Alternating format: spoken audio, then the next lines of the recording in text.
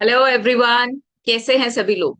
कितना तैयारी हो गया है ना। कॉस्ट शीट कर लिया, लेबर कॉस्ट कर लिया। दैट मीन्स हमारा यूनिट वन और यूनिट टू, दैट मीन्स जो क्वेश्चन नंबर आपका वन आएगा और क्वेश्चन नंबर टू आएगा, उसमें से कौन कौन से क्वेश्चन आने हैं? एक आपका कॉस्ट शीट या कॉस्ट शीट की जो थ्योरी है, that is your cost unit, cost centre, cost की लिमिटेशन, फाइनेंशियल कॉस्ट अकाउंटिंग।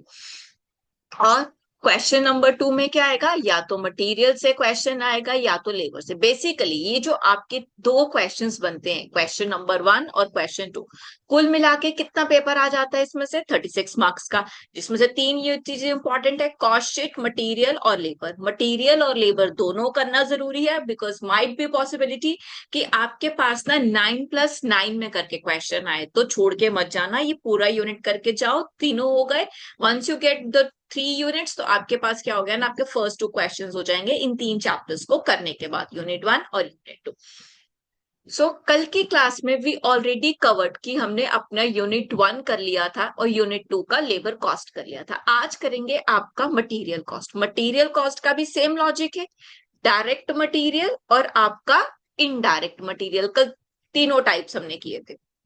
किसी भी प्रोडक्ट को मैन्युफैक्चर करने के लिए जब प्रोडक्ट बनता है, तो उसकी जब कॉस्ट की बात आती है ना, तो उस कॉस्ट में जो बिगेस्ट एलिमेंट होता है उसे आप मटेरियल में काउंट करते हो, बिकॉज मटेरियल सबसे ज्यादा। भी मोबाइल फोन बन रहा है आपका, ठीक है, तो इस मोबाइल फोन को बनने के लिए क्या चाहिए? आपका जो सबसे ज्यादा टाइम लगेगा ना, जो सबसे बड़ी कॉस्टिंग लगेगी, वो किस में लगेगी? मटीरियल्स में। तो इसीलिए कोई भी चीज अगर एक्सपेंसिव होती है तो कहते हैं कि रॉ मटेरियल बढ़ गया उसका, तो क्योंकि material is the main thing. तो यहाँ पे हम मटेरियल का कॉस्ट असर्टेन करने वाले हैं थ्रू डिफरेंट डिफरेंट मेथड्स। पहले इसकी थ्योरी करेंगे, फिर करेंगे इसका प्रैक्टिकल।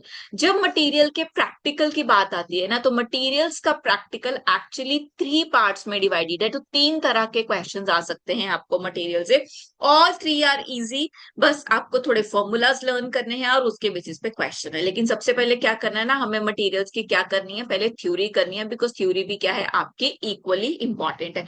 और अगर आपको वीडियोस वैल्यूएबल लग रहा है, समझ आ रहा है, इजी लैंग्वेज है, so please like, share and subscribe the channel. Thank you. चलो थ्योरी क्वेश्चंस करते हैं। फर्स्ट थ्योरी क्वेश्चन क्या कहता है कि व्हाट इज द मटेरियल और इन्वेंट्री कंट्रोल। मटेरियल और इन्वेंट्री कंट्रोल क्या होता है? दैट मीन्स क्या होता क्या है मटेरियल को कंट्रोल करना। मटेरियल को कंट्रोल क्यों करना है? बिकॉज एक प्रोडक्ट में मैक्सिमम पोर्शन जो कंट्रीब्यूट करता है वो मटेरियल है, उसकी इन्वेंट्री है। अगर मटेरियल और इन्वेंट्री की कॉस्टिंग में ज्यादा वेरिएशन आया, it may give a big loss to the company, जिसकी वजह से हो सकता है कंपनी को अपना प्रोडक्ट जो है ना वो डिसकंटिन्यू करना भी पड़ जाए। तो this is the one cost, ठीक है। फिर पर्पस क्या है, रिक्वायरमेंट क्या है, दैट मीन्स पर्पस कह लो या रिक्वायरमेंट। यहाँ पे और लिखना था, by forgot I have written off. Purpose और रिक्वायरमेंट, क्यों करना चाहिए मटेरियल कॉस्ट, किसके लिए करना चाहिए, है ना, सिंपल है। मटेरियल कॉस्ट इसलिए भी करना चाहिए, इसलिए कंट्रोल करना चाहिए, सो दैट आपके पास किसी भी तरह का शॉर्टेज ना हो। मटेरियल की नीड पड़ गई, you should not have the shortage of the material, ठीक है। या फिर कह लो कि आपके पास मटेरियल्स का लॉस नहीं होना चाहिए, लॉस ऑफ मटेरियल नहीं होना चाहिए। किस वजह से? It may be due to any reason, कि आपके पास ड्यू टू थेफ्ट हो गया या फायर हो गया। अगर मटेरियल कंट्रोल कर रहे हो, दैट मीन्स प्रॉपर सिस्टम्स बना रहे हो, सो कुछ भी थेफ्ट होता है या फायर होता है तो आपको पता चलेगा कि लॉस ऑफ मटेरियल हुआ है, तो वहां से आप क्या कर सकते हो ना, आप क्या कर सकते हो, वहां पे सेव कर सकते हो। This is the one thing that you can do, है ना। सेकंड क्या होना चाहिए आपके पास? मटेरियल क्यों इंपॉर्टेंट है? सो दैट कि आपके पास मटेरियल जो है बेस्ट प्राइसेस पे, जो मार्केट में आपके पास प्राइसेस है, और बेस्ट क्वालिटी पे क्या कर सको ना, अफोर्ड कर पाओ, सो दैट मार्केट में इजीली आपको मिल जाए। रॉ मटेरियल की बात करें, बिकॉज प्रोडक्ट को बनाने के लिए क्या चाहिए आपका? रॉ मटेरियल चाहिए, करेक्ट। देन और फोर्थ क्या हो सकता है आपका? सो दैट कि आपको इंफॉर्मेशन पता रहे कि आपके पास कितना मटेरियल है। दैट मीन्स मिनिमम स्टॉक हमें कितना चाहिए, मैक्सिमम कितना चाहिए, कब हमें स्टॉक को क्या है ना कि रीऑर्डर करना है। सो ये सब इंफॉर्मेशन ऑलरेडी रहेगा, इसीलिए मटेरियल का कंट्रोल इंपॉर्टेंट होता है। तो 5 to 6 मार्क में इसकी थ्योरी आपसे पूछ सकते हैं। Make sure you do this.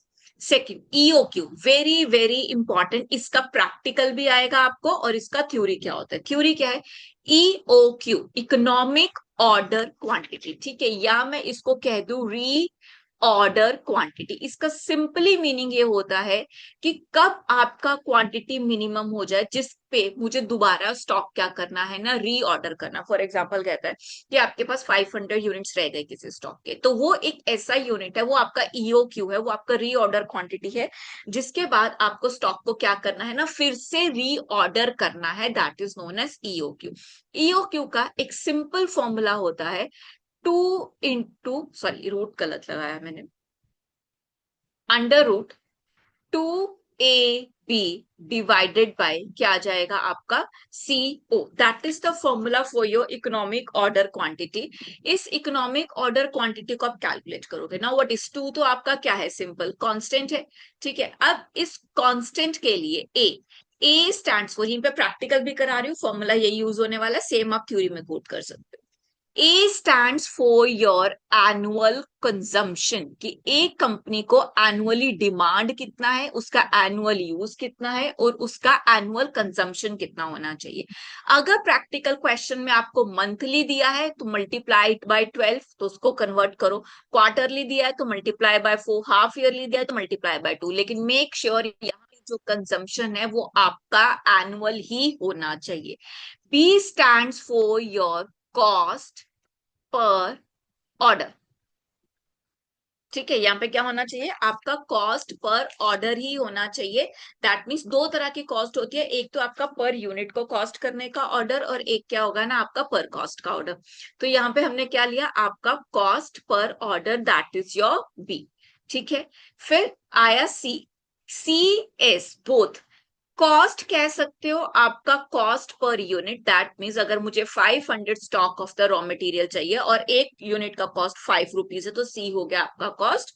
और ये होता है आपका स्टोरेज। अब यहाँ पे जब स्टोरेज की बात करता है ना, तो मेक श्योर ये जो कॉस्ट है आपको, ये आपको परसेंटेज में दी रहती है। तो इसमें स्टोरेज हो गया आपका, अगर उसको कैरी करने का इंश्योरेंस देना है तो इंश्योरेंस कॉस्ट भी ऐड होगा, अगर उसको रखने पे इंटरेस्ट देना पड़ रहा है तो इंटरेस्ट भी ऐड होगा। तो किसी भी तरह का जो कैरिंग कॉस्ट है एक स्टॉक को करने का, that is known as your reorder quantity में CS काउंट होगा। That is C is your cost per unit multiply by the percentage. उस स्टॉक को कैरी करने का कितना भी जो परसेंटेज स्टॉक है, इधर आपका स्टोरेज कॉस्ट है, इधर आपका इंटरेस्ट कॉस्ट है, इंश्योरेंस परसेंटेज या anything you have to add. ठीक है, फिर आपका परसेंटेज, उसके बाद तो क्या लगाना है, तीनों कॉस्ट हो गई आपके पास, simply 2AB divided by CS, ये क्या हो गया आपका EOQ, that is the reorder quantity. ये आपका एक बेसिक फॉर्मूला है, तीनों का एक्सप्लेनेशन। इसी के बेसिस पे आपके पास आता है टोटल एनुअल कॉस्ट कैलकुलेट करने के लिए।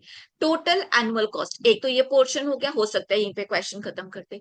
अब यहाँ क्वेश्चन खत्म नहीं किया, इसका और एक्सटेंशन आया, तो क्या कैलकुलेट करने के लिए बोलेगा ना, क्या कैलकुलेट करो, आप अपना टोटल एनुअल कॉस्ट जो है ना वो कैलकुलेट करो।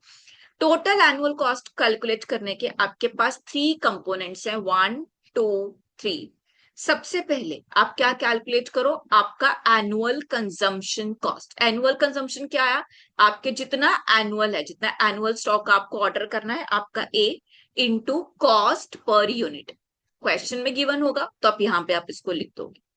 सेकेंड कॉस्ट आप ऐड करोगे आपका ऑर्डरिंग कॉस्ट। ऑर्डरिंग कॉस्ट क्या, कॉस्ट को ऐड करने का। EOQ की हेल्प से आपने क्या किया, अभी यूनिट्स निकाले, दैट मीन्स कि एक बार जो आपको यूनिट्स ऑर्डर करने हैं ना, let's say for example 4000 units है, और एक ऑर्डर को आपने करना, ऑर्डरिंग कॉस्ट है, आपने ऑर्डर निकाल लिए, लेट्स से कि आपके पास यूनिट्स कितने हैं, 4000 आपको यूनिट्स ऑर्डर करने हैं, और एक बार में इतने स्टॉक्स अगर हो रहे हैं तो ऑर्डर आ जाएगा। सो यहाँ पे क्लियर फॉर्मूला है ऑर्डरिंग कॉस्ट का, आपका नंबर ऑफ ऑर्डर्स इनटू ओ।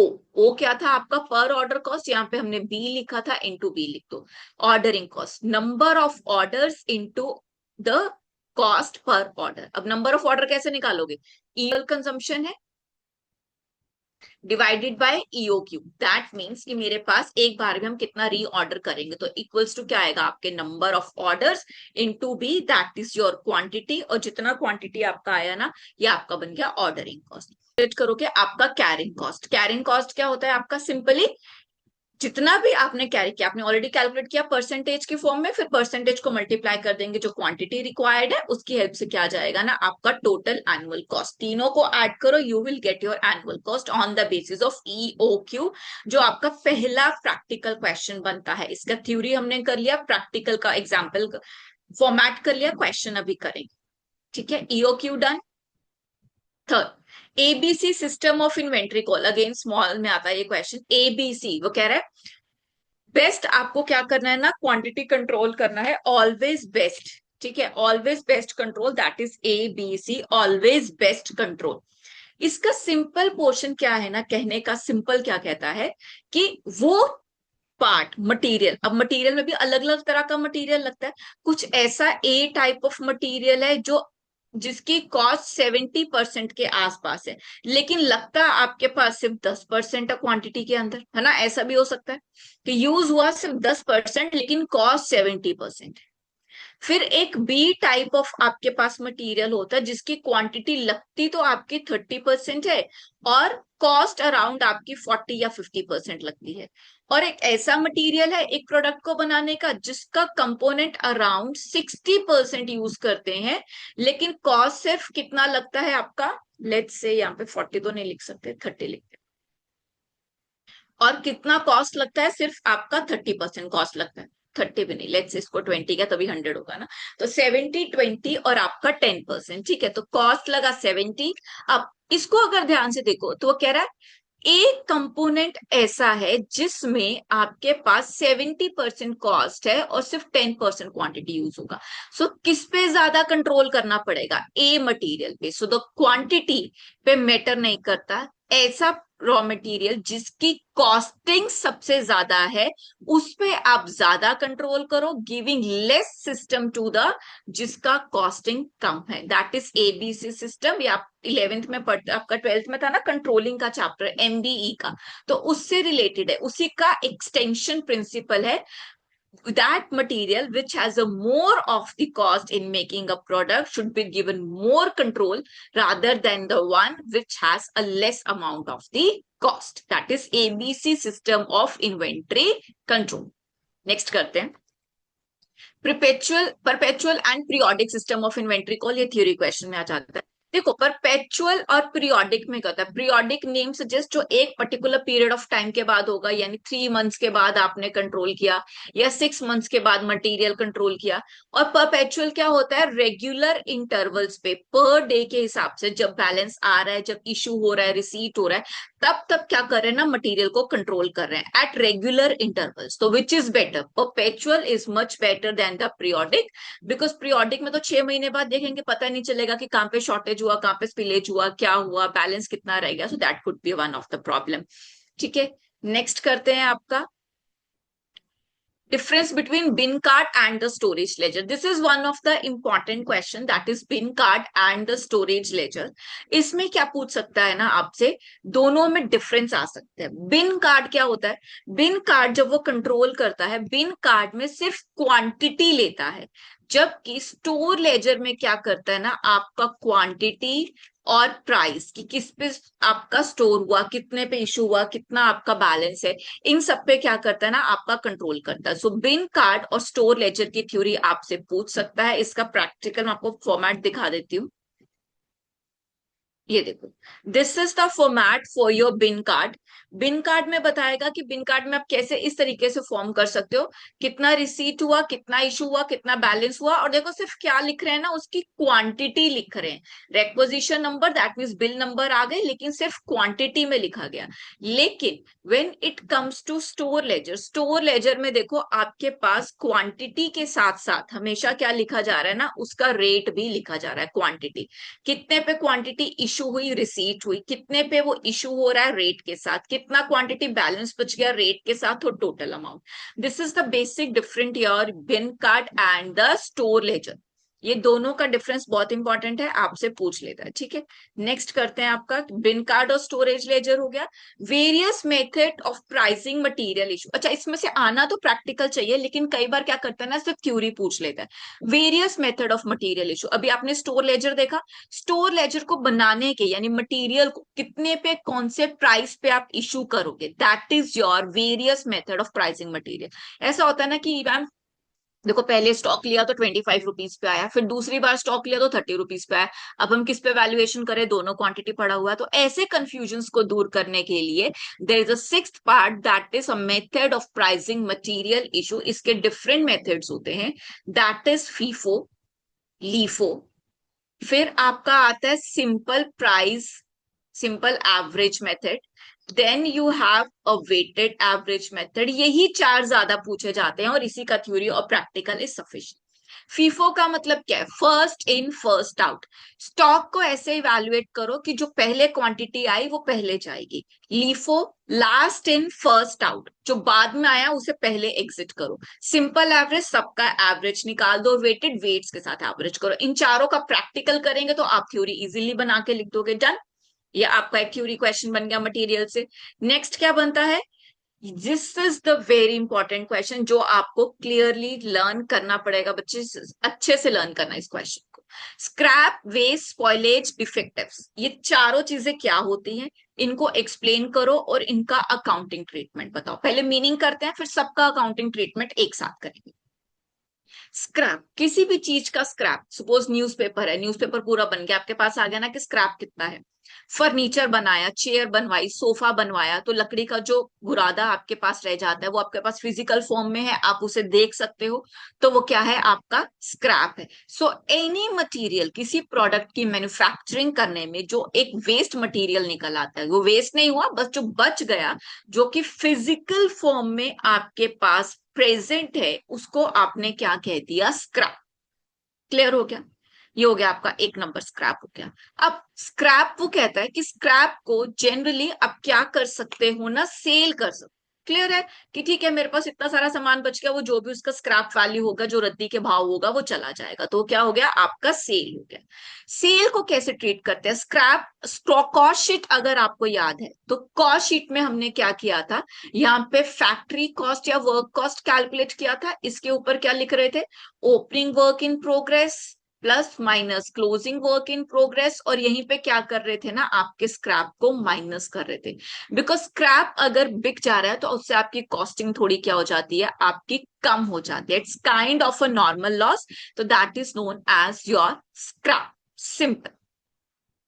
फिर आते हैं सेकंड आपका वेस्ट पे। स्क्रैप की तरह वेस्ट को आप में भी फिजिकल फॉर्म में हो सकता है, और हो सकता है कि आपको नॉट फिजिकल फॉर्म में दिखे, जरूरी नहीं है कि आपका वेस्टेज दिखे वहां पे। So that is the waste. अब वेस्ट का सबसे ज्यादा एग्जाम्पल अगर आपको लो तो आप एग्जाम्पल ले सकते हो पेट्रोल का। पेट्रोल क्या है, पेट्रोल डाला, हल्का सा वो गिर गया कहीं, तो क्या होगा, इवेपोरेट हो जाएगा।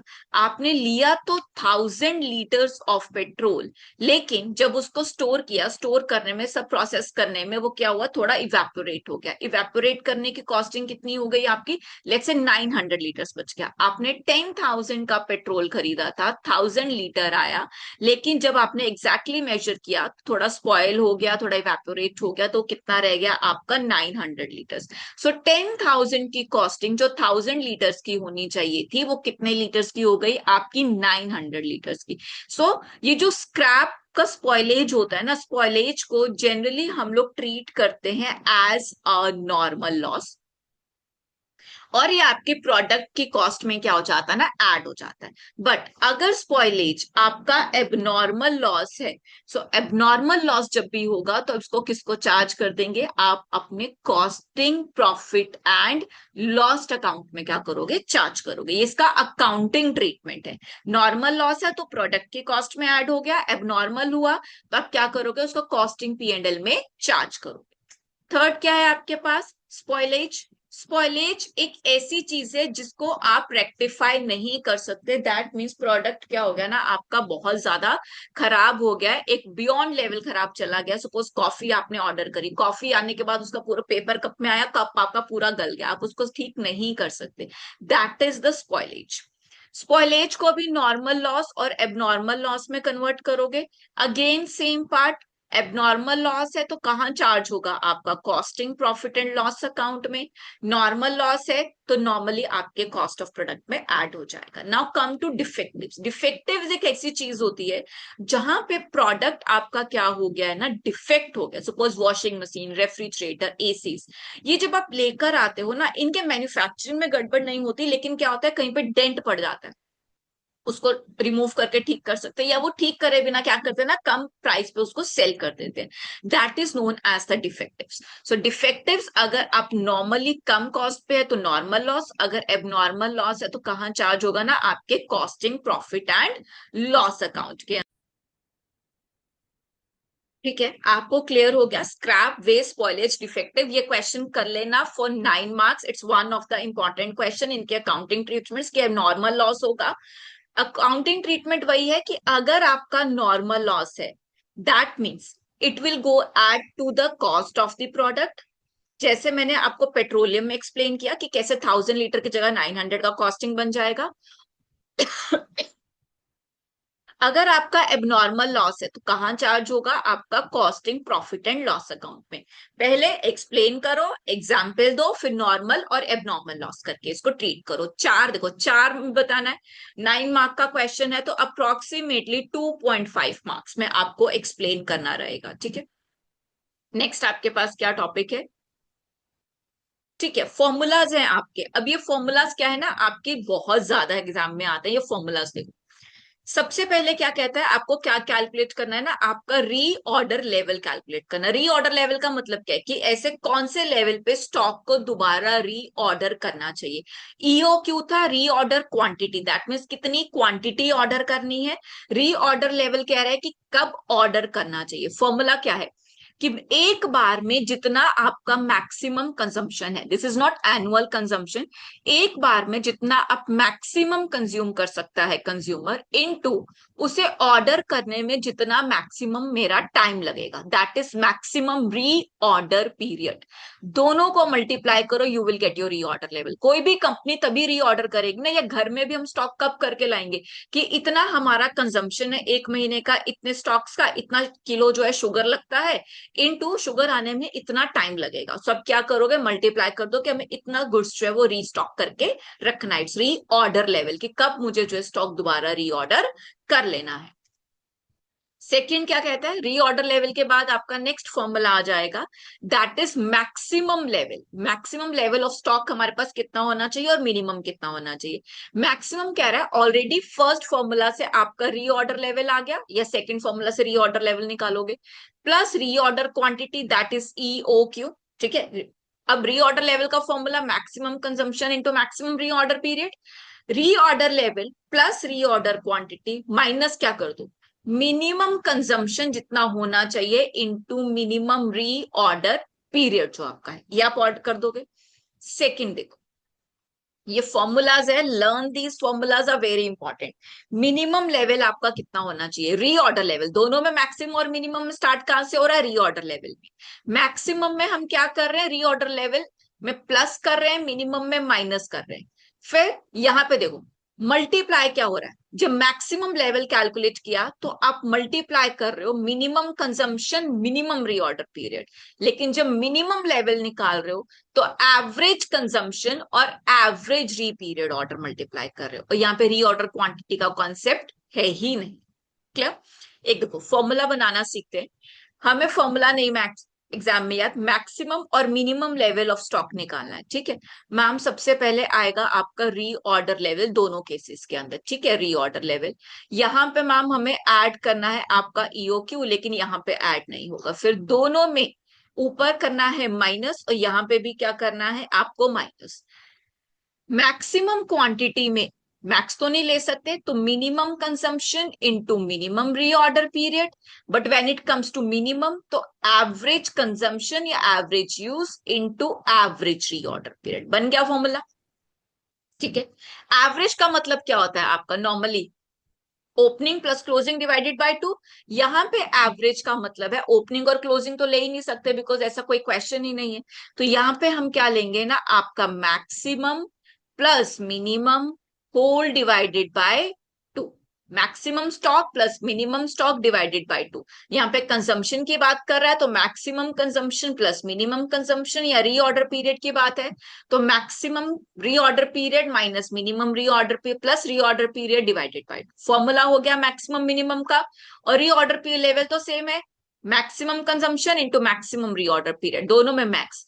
क्लियर है ना। देखो मिनिमम कंजम्पशन तो आपका कब लग रहा है, जब आप मैक्सिमम लेवल कैलकुलेट कर रहे हो ना, मैक्सिमम लेवल कैलकुलेट कर रहे हैं तो मैं मिनिमम कंजम्पशन को मल्टीप्लाई कर रहे हैं, मिनिमम कैलकुलेट कर रहे थे तो एवरेज यूज कर रहे हैं। अब बचा कौन सा, maximum consumption into maximum reorder, वो कहाँ यूज करेंगे, आपका रीऑर्डर लेवल में।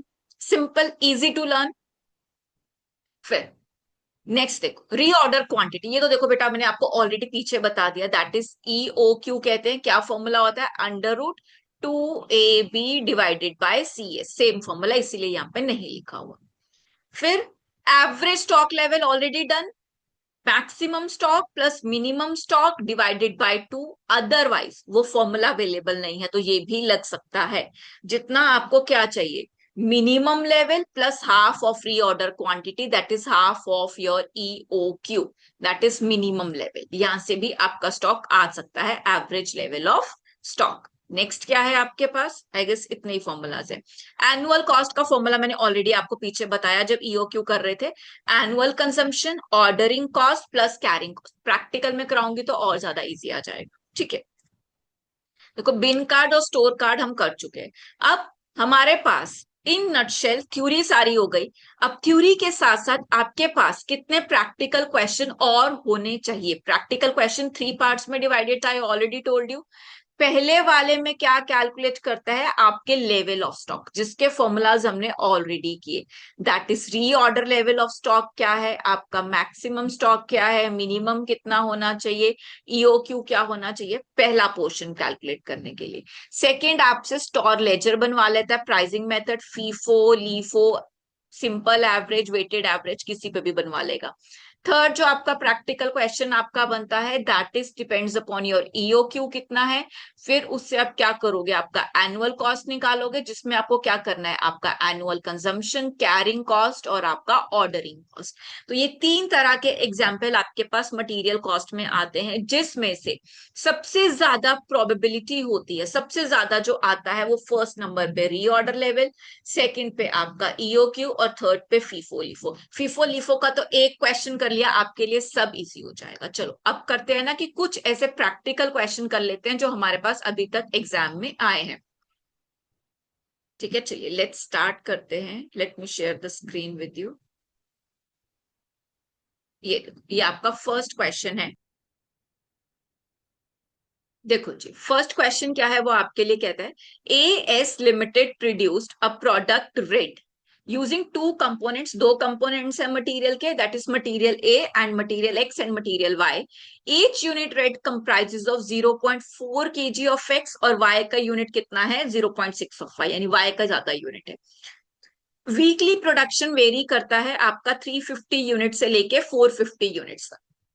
तो क्या हो गया, 350 से 450 तक आपका रेफर करेगा ये आपका।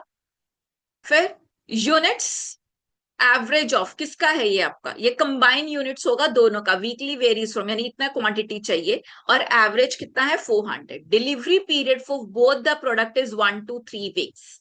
डिलीवरी पीरियड दैट मीन्स ये क्या है आपका, 1 गोस्ट फॉर द मिनिमम री ऑर्डर पीरियड, यानी इतना टाइम लगेगा, 3 इज द मैक्सिमम री ऑर्डर पीरियड। ठीक है, 1 and 3। The economic order quantity for X, EOQ देखो आपको ऑलरेडी कैलकुलेट करके दिया है 600 kgs, और Y कितना दिया है आपको 1000 kgs। कैलकुलेट क्या करना है आपको, आपका reorder level of the x. Reorder का फॉर्मूला हमने अभी क्या किया ma'am, maximum consumption into the maximum reorder period. अब मैक्सिमम रीऑर्डर पीरियड तो क्या है आपका 3 है। What is the maximum consumption, कितना चाहिए आपको कंजम्पशन के लिए, 350 टू 450 यूनिट से। लेकिन हमें क्या चाहिए, मैक्सिमम कंजम्पशन चाहिए। अब मैक्सिमम पर्टिकुलर एक्स के लिए तो नहीं है, लेकिन हमारा जो कंप्लीट प्रोडक्ट है रेड, इसके लिए बोला था कि आपका जो मैक्सिमम कंजम्पशन है ना वो 450 यूनिट्स है, और एक्स उसका कितना कंपोनेंट यूज कर रहा है 450, तो मल्टीप्लाई करके निकाल सकते हैं। 450 is maximum multiply by 0.4 into 0 into आपका क्या हो जाएगा ना, दैट इज 3। यहां से आप अपना कैलकुलेट करोगे, reorder level of X approximately 540 kgs में आंसर आएगा। Do not forget to write the unit. Correct. Maximum level of X, अब मैक्सिमम लेवल एक्स क्या होगा, फॉर्मूला बनाते हैं मैम। फॉर्मूला कैसे बनाया, रीऑर्डर लेवल लेना है, मैक्सिमम कैलकुलेट कर रहे हैं तो ईओ क्यू भी मैम ऐड होगा, माइनस करेंगे क्या, मैक्सिमम कैलकुलेट कर रहे हैं तो minimum consumption into minimum reorder period. ठीक है, रीऑर्डर लेवल ऑफ एक्स आपने यहां से कैलकुलेट कर लिया, आई गेस इट वाज 540, कितना था, yes it was 540। EOQ देखो पर्टिकुलर एक्स के लिए दिया है 600, फिर मिनिमम कंजम्पशन, मिनिमम कितना कंजम्पशन है 350, लेकिन ये पूरे प्रोडक्ट के लिए है तो एक्स के लिए निकालना है तो कितना हुआ 0.4 into minimum reorder period which is how much 1, 350 into 0.4 into 1, बस इसे कैलकुलेट कर दो, आपका आंसर यहाँ पे आ जाएगा 1000 kgs, राइट। चलो minimum level of x calculate करते हैं, वाई सॉरी, अब मिनिमम लेवल ऑफ वाई का फिर से फॉर्मूला रीऑर्डर लेवल, इसमें ईओ क्यू नहीं आता, minus average consumption into average reorder period. लेकिन वाई का तो आपके पास रीऑर्डर लेवल भी नहीं है, निकालोगे, that is maximum consumption. Maximum consumption कितनी है आपकी 450 इंटू वाई का कितना कंपोनेंट है 0.6 into maximum reorder period minus average consumption, देखो ऑलरेडी दिया 400, लेकिन ये पूरे प्रोडक्ट के लिए तो वाई के लिए 0.6 और एवरेज रीऑर्डर पीरियड 1+3 है, स्मॉल मिनिमम 1 मैक्सिमम 3, तो आपने एवरेज कर दिया, कितना आ जाएगा आपके पास 2, बस कैलकुलेट कर लो, you will get your answer. So इस तरीके के क्वेश्चन आपसे 9 मार्क्स में रीऑर्डर लेवल के पूछे हैं, सिर्फ फॉर्मूला करना है और क्वेश्चन करना है। ठीक है, ये किसी क्वेश्चन का था, I think I forgot to write down. ये देखो, इसमें क्या बनाना है ना, आपको स्टोर लेजर अकाउंट बनाना है as per the FIFO method. ठीक है, फीफो मेथड से स्टोर लेजर बनाना है, और ये आपको डिटेल्स दी है पूरे ईयर की कि स्टोर लेजर की डिटेल्स कितनी है, और लास्ट में यहाँ पे दिया है कि 15th जनवरी को there was a shortage of 5 units. 15th जनवरी, मैं क्वेश्चन पेपर में लिख लूंगी कि 15th जनवरी को मुझे शॉर्टेज लिखनी है, और शॉर्टेज कब मिली 88 यूनिट्स की 27th जनवरी को, यहां पे मुझे फिर से क्या लिखनी है ना, शॉर्टेज लिखनी है। ठीक है, एक क्वेश्चन कराते हैं फीफो का, स्टोर लेजर का फॉर्मेट बना लेते हैं कि किस तरीके से बनाएंगे। अगर आपके पास स्टोर लेजर बनाने के लिए आता है, हेडिंग लिखो ऊपर स्टोर लेजर, देन क्या बनाओगे, अपना 3 पार्ट्स में आपका स्टोर लेजर जो है ना वो आपका डिवाइड हो जाता है। सबसे पहले date, simple, then 3 major portion, receipt कब स्टॉक आया, इशू कब स्टॉक गया, और फिर आपका बैलेंस। ठीक है, इस तरीके से।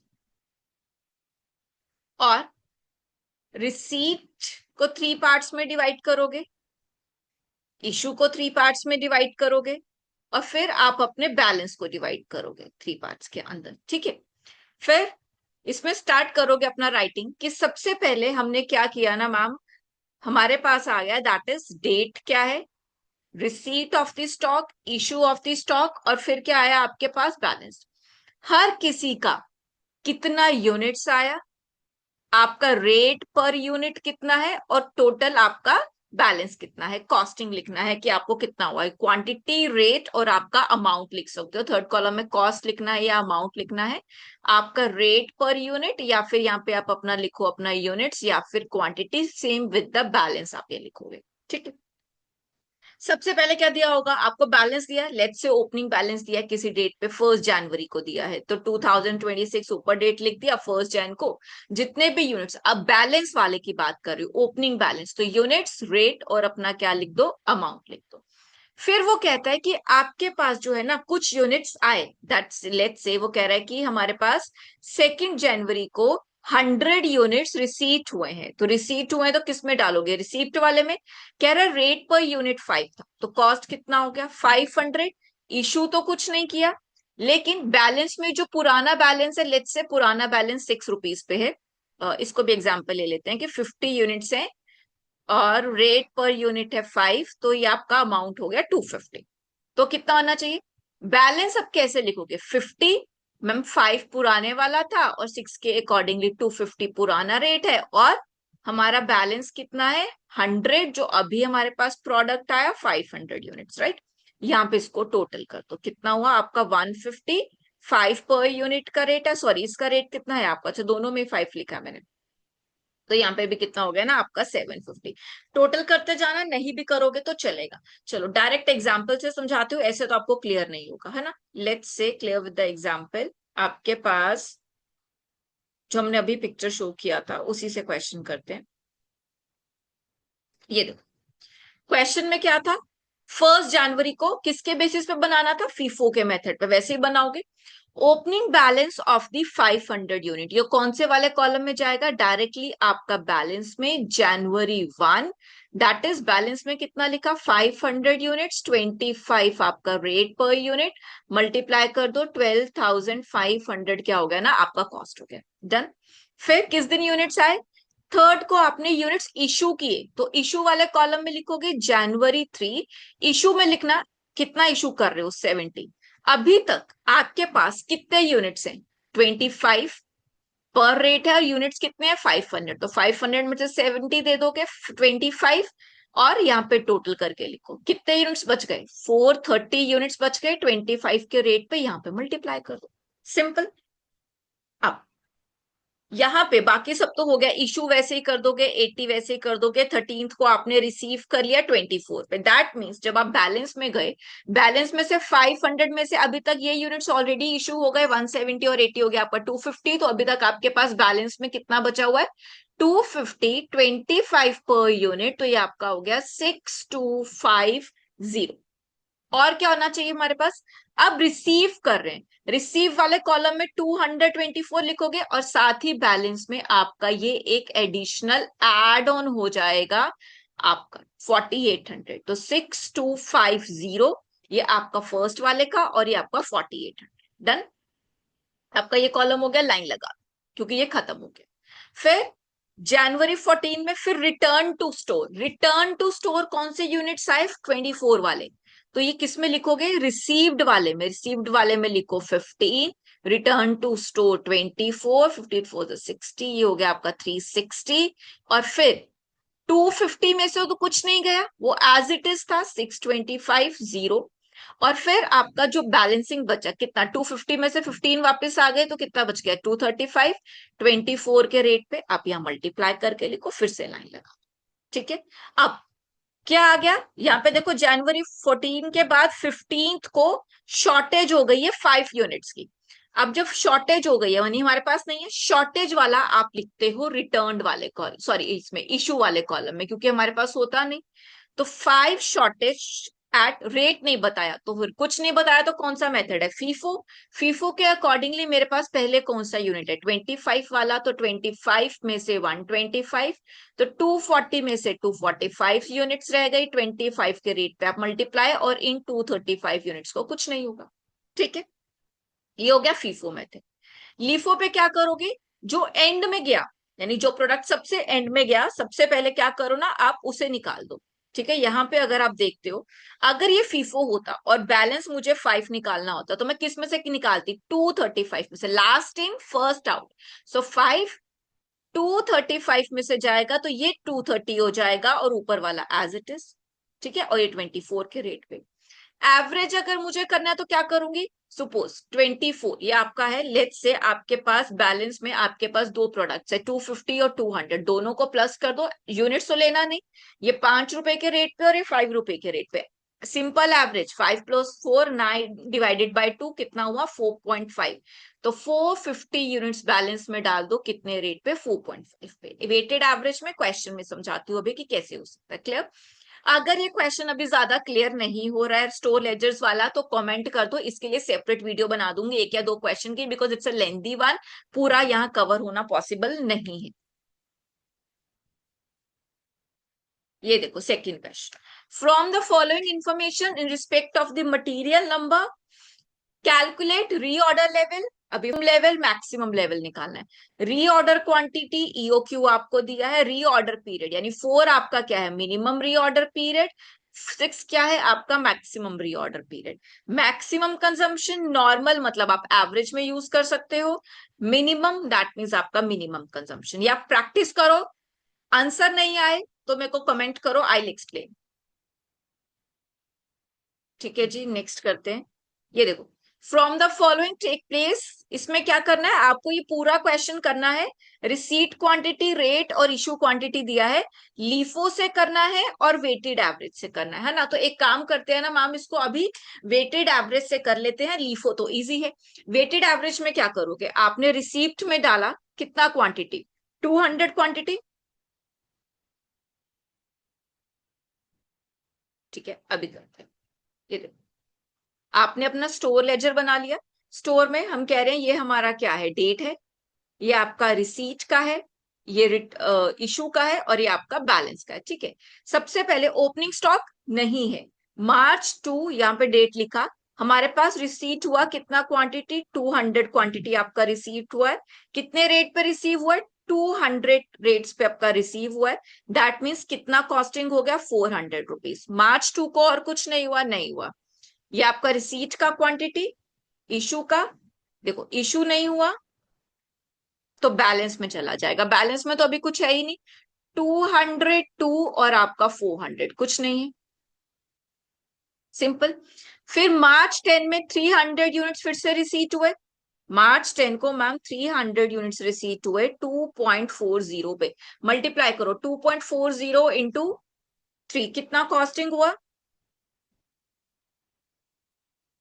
720, ठीक है। अब कौन सा एवरेज लेना है, वेटेड एवरेज लेना है, तो वेटेड एवरेज में क्या करेंगे, आपके पास कितना क्वांटिटी है, सबसे पहले कितना अमाउंट है, देखो 400 ऑलरेडी है, प्लस कितना और आ गया 20 डिवाइडेड बाय, वेटेड एवरेज कर रहे हैं तो वेट से डिवाइड करो, कितने यूनिट्स हैं आपके पास 500 units, so let's divide 400 plus 720 that is your 1120 divided by 500, 2.24 और मैम यूनिट्स हो गए हमारे यहाँ पे अब 500 एट द रेट ऑफ कितना है 1120 के रेट्स पे, that is your average rate, यहाँ पे उसको क्लोज कर दो, ठीक है। और बताओ अब और क्या करेंगे, फिर आपके पास क्या आने वाला है, March 15 में वो कह रहा है इशू किए हैं आपने कितने यूनिट्स, यहाँ पे लेट्स से 250 यूनिट्स जो है उसने क्या किए हैं ना, इशू किए हैं, देखो तो क्या करना है, इशू में March 15 में बैलेंस में है नहीं, इशू में किए हैं कितने 250 यूनिट्स, कितने पे इशू करोगे, जितना आपके पास वेटेड एवरेज है उतना ही करोगे, 2.24 मल्टीप्लाई किया 250 इंटू 2.24, यू विल गेट 560। अब कितना रह गया, वेटेड एवरेज है 500 में से 250 चला गया मैम, कितना रह गया 2.24, इसका भी सेम क्वेश्चन आ जाएगा आपका 560, डन। March 18 को क्या हुआ, फिर से 250 यूनिट्स आ गए at the rate of 2.60, multiply करो 250 इंटू 2.60, मैम ये हो गया आपका 1500, 650 रुपीज यहाँ आ गया, इशू नहीं किया लेकिन अभी स्टॉक तो लिखना है, कितने यूनिट्स हो गए 250 यहां थे 250 यहां थे, टोटल कितने यूनिट्स हो गए 500। अब कैसे करोगे, वैल्यूएशन बताओ, valuation is slight bit difficult, 2.24 कितने यूनिट्स के हिसाब से थे आपके 560, प्लस यहाँ पे कितना रेट है 650, दोनों का क्वांटिटी ऐड कर दो, कितना है 500। तो ऐड करो 560 प्लस 650 डिवाइडेड बाय कितना यूनिट है 500। 2.42 मल्टीप्लाई करके आपका 1210, ये आपका वेटेड एवरेज। इस तरीके से आपको यहाँ पे क्या करना है ना, कैलकुलेट करना है। लास्ट में 200 यूनिट्स आप निकाल दो। So this is all your store laser. LIFO में लास्ट इन फर्स्ट आउट करना। अगर ये क्वेश्चन आ जाता तो आपके 100% मार्क्स यहाँ पे कंफर्म। ये देखो, from the following information costing record क्या करना है आपको ना, यहाँ पे अगेन फिर से स्टोर लेजर बनाने हैं लीफो से और वेटेड एवरेज। वेटेड एवरेज बहुत इंपॉर्टेंट होता है बिकॉज इसमें कैलकुलेशन करने में ना थोड़ा टाइम जाता है, तो इसलिए वो बनवाता है।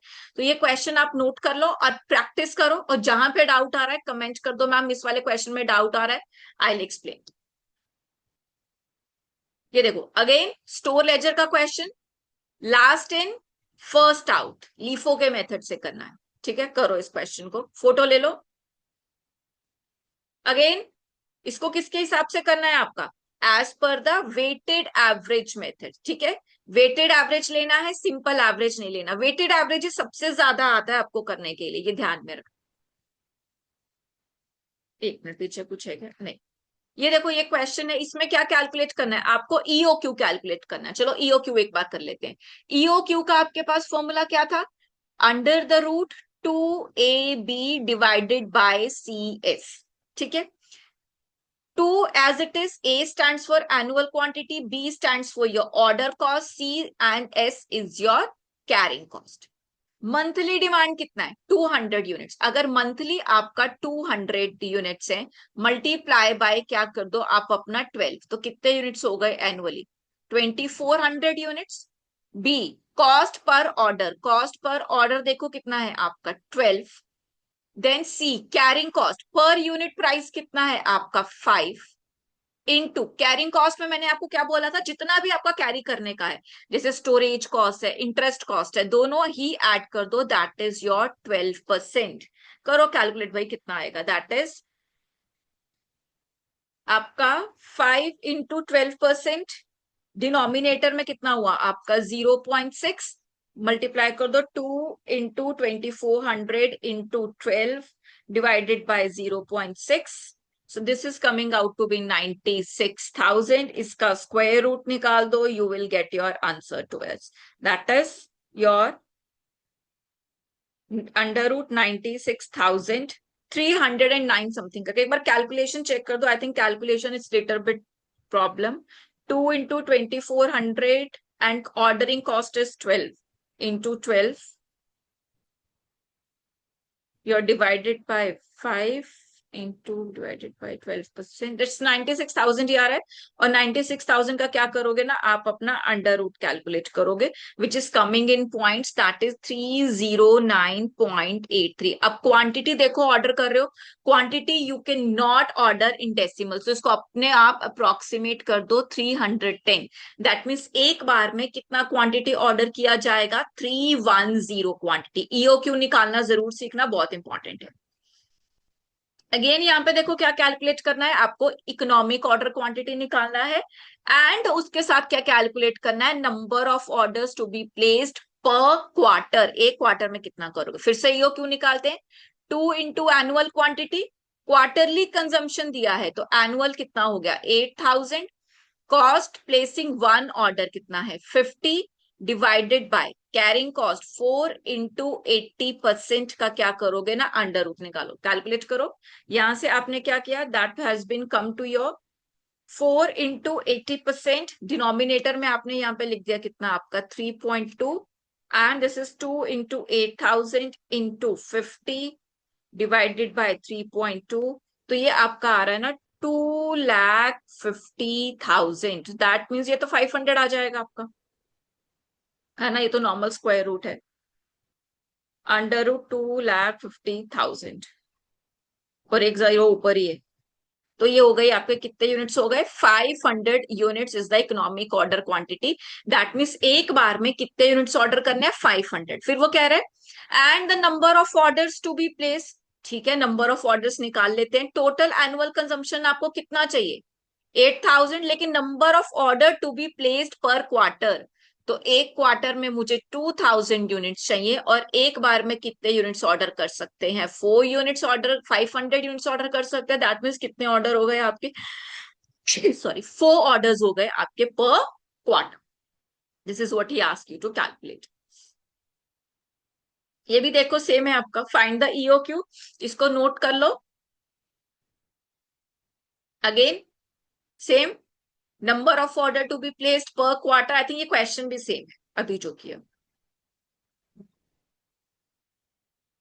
This is what we have the question. अच्छा, इसमें से एक क्वेश्चन मुझे आपको इंपॉर्टेंट कराना था।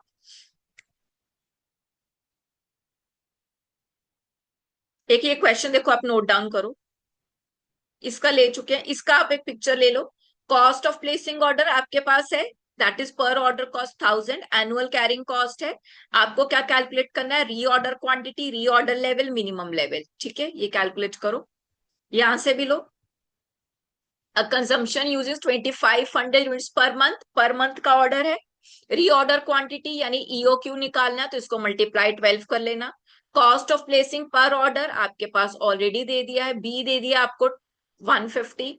कॉस्ट पर यूनिट को मल्टीप्लाई करोगे अपने कैरिंग कॉस्ट से, तो ईओक्यू आ जाएगा। Reorder period 4 to 8, minimum reorder period 4, maximum reorder period आपका 8। मैक्सिमम कंजम्पशन, मिनिमम कंजम्पशन दिया है देखो 100 units, whereas the average consumption is 275। इससे क्या हो सकता है? एवरेज कंजम्पशन क्या होता है आपका? Maximum consumption plus minimum consumption whole divided by 2। यहाँ पे एवरेज दिया है, मिनिमम दिया है, तो मैक्स कैलकुलेट कर लोगे। और क्या कैलकुलेट करोगे? आपका रीऑर्डर लेवल। क्या फॉर्मूला होता है रीऑर्डर का? Maximum consumption into maximum reorder period. Maximum reorder period 8, maximum consumption यहां से आ गया, and you are good to go to for your question. ये देखो, ऑर्डरिंग कॉस्ट दिया है 100 पर order, inventory carrying cost 20 per annum, cost per tube 520। ठीक है, 520 इंटू 20% करोगे, आपके पास सीएस आ गया। Minimum, maximum, normal, annual consumption, lead time, यानी 6 is the minimum reorder period, 8 is the maximum reorder period. क्या क्या कैलकुलेट करना है? ईओक्यू मैम हो जाएगा 2AB, सब चीजें अवेलेबल है। Reorder level, maximum, minimum, average stock level. If the supplier is ready to supply the required stock quarterly consumption at a discount of 5 per unit, is it worth accepting? वो कह रहा है पहले आपको cost निकालना पड़ेगा, फिर आप ये बताओ कि अगर वो क्वार्टरली सप्लाई करे, यानी हर क्वार्टर, अब क्वार्टरली सप्लाई करेगा तो क्या चेंज हो जाएगा आपका? सिर्फ ऑर्डरिंग कॉस्ट चेंज होगा और कुछ नहीं चेंज होगा, यानी हर ऑर्डर के हिसाब से पे करेगा तो आपके लिए वर्थफुल होगा या नहीं। पहले आप कॉस्ट निकालोगे नॉर्मल, और फिर क्वार्टर के हिसाब से कॉस्ट निकालने वाला क्वेश्चन पहले सिखाती हूँ, फिर ये सेकंड पार्ट आपका हो पाएगा। ये देखो, इसमें तो लेबर टर्नओवर है, कल आपको लेबर टर्नओवर रेट कराए थे, यहां से देखो इसका फोटो ले लो, लेबर टर्नओवर रेट करो। और यहाँ पे देखो practical question, wastage, spoilage, scrap and डिफेक्टिव्स, ये आपको ऑलरेडी सिखा दिया है प्रैक्टिकल क्वेश्चन। यहाँ से labour turnover rate, maximum minimum consumption का क्वेश्चन है।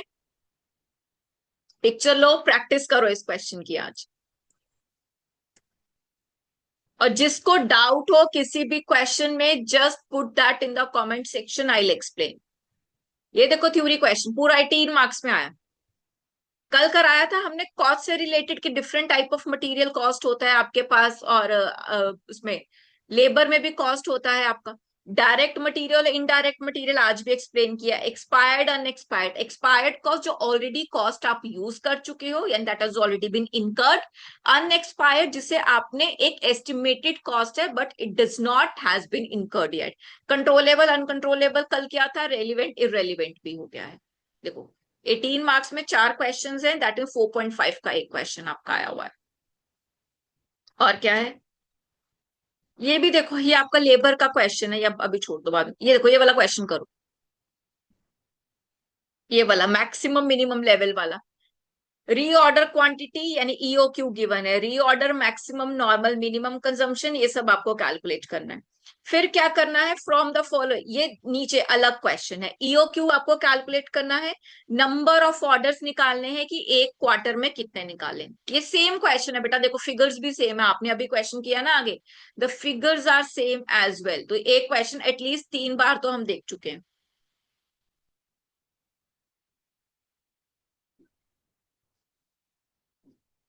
ये हो गया ना, फोटो ले लो इसका, ये करो।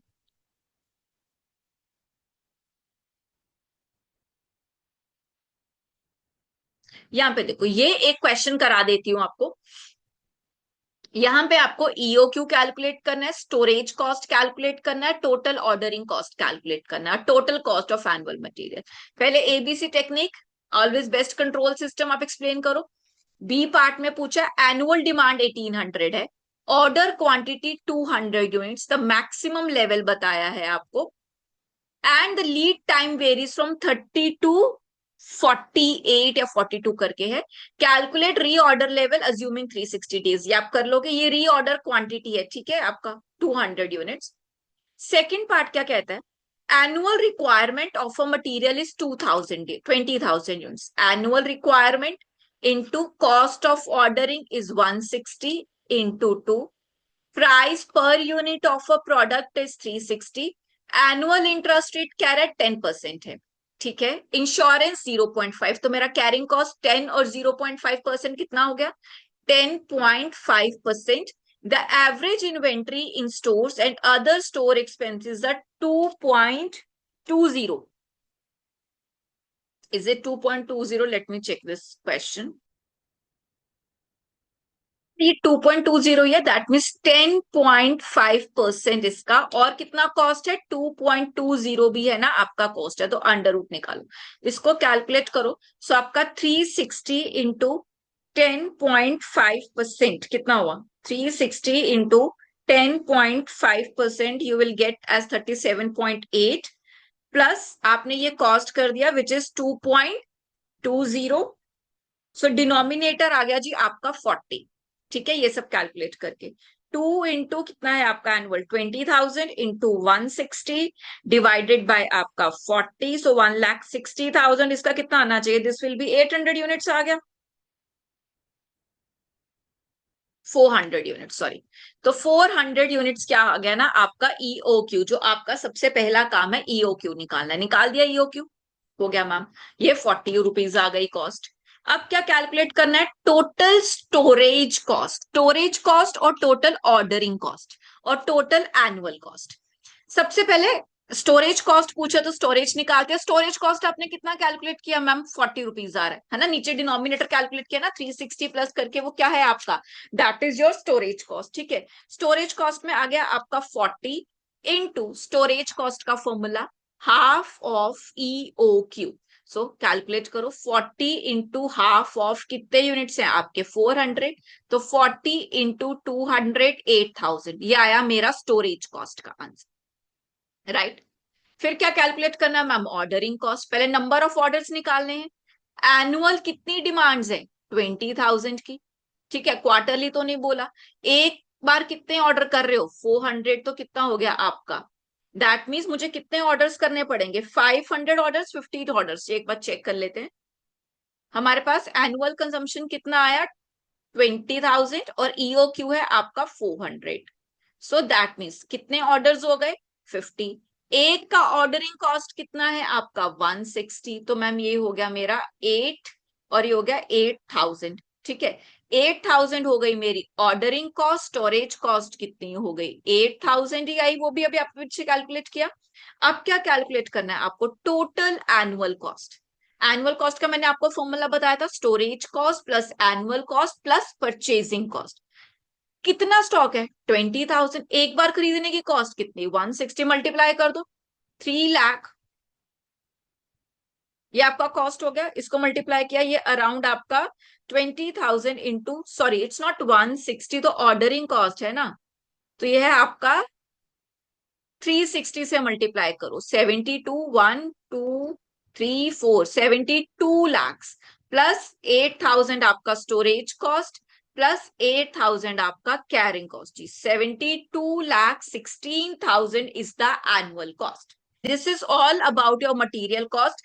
नेक्स्ट क्लास में प्रैक्टिस करेंगे आपका कॉस्ट शीट, मटेरियल कॉस्ट और लेबर टर्नओवर के question, and I will try कि वो क्वेश्चन मैं सुबह 11 और 12 क्लॉक की पोस्ट कर दूं, सो दैट कि आपके पास पूरा दिन होगा इन तीनों यूनिट्स को प्रिपेयर करने के लिए। 36 आपके मार्क्स कंफर्म हो जाएंगे, सैटरडे संडे है, दोस्त सबकी छुट्टी भी होगी और प्रैक्टिस कर पाओगे। और अगर आपको किसी क्वेश्चन में problem, if you need any kind of any other help, kindly like share and subscribe और कमेंट कर दो कोई भी अगर आपको doubt. Thank you so much.